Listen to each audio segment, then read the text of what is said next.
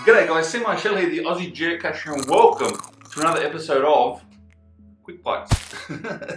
Today's Quick Bites is actually inspired by Geocaching HQ. GCHQ actually wrote this the other day. Don't just count your finds, but make your finds count.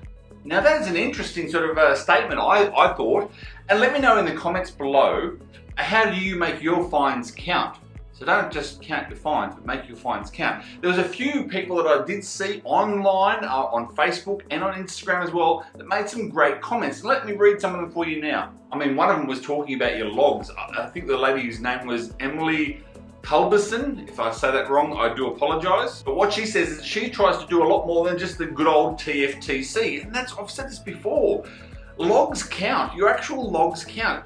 The COs out there love to read your logs. Don't just do a copy and paste log. Don't just do a TFTC or a full stop or a smiley or a found it. Actually tell them, how did you enjoy the log? I mean, obviously don't put a spoiler in, but how did you enjoy that cache? It's not that hard to do an extra couple of lines, and I'm telling you now, it makes the CO's day when they find out that their cache has been found and that was actually enjoyed. There's another one, Alice Hunter her name was, and she talks about actually packing plastic bags as you go for your hikes, etc., and always does a CETO. Therefore, making your finds count because you're doing a CETO on the way out, like you're supposed to, and cleaning up the environment. Another way I thought was interesting was to actually set some goals.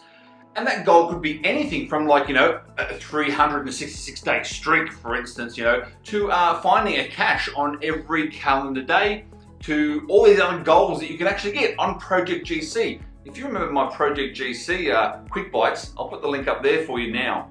Another one I liked was the social aspect of geocaching. So go out with your family, go out with your friends, and enjoy the social side of going out geocaching and chatting and talking to people.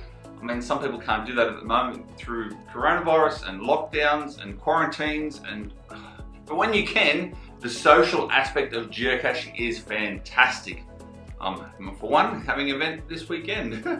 Sorry for those who can't have events.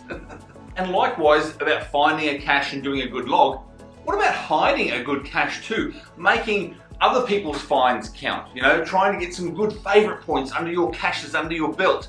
And not just putting a pill bottle in an LPC or, you know, a mint in a guardrail. Actually do something a little bit more exciting, a little bit more unique, and something, yeah, not seen quite every day. Some people make their finds count by actually only going after actually high favorited caches. They don't even worry about the numbers themselves. All they want is a good experience, that either A, a good location, or B, a good quality cache, or C, all of the above. And last and definitely not least, I like this one. His name is Tom Vader, and he says, I cache every single where I go. And what he means by that is, you know, even if he goes to a wedding, for instance, right? And he is involved, he's at the wedding, yeah, they all get married, it's all happily ever after. On his way to the reception, of course, he's got maybe an hour or two spare or free. Of course, you're gonna cache on your way. Be early for an interview, for instance, you know, and do some caching along the way. It brings your heart rate down, your nerves go down, you're relaxed, you're calm, and you're ready for that interview. So there you go. There's just a couple of little things about making your finds count. And as I said before, tell me in the comments how you make your finds count. This is Seemyshell. Thanks for watching. I'm over and out.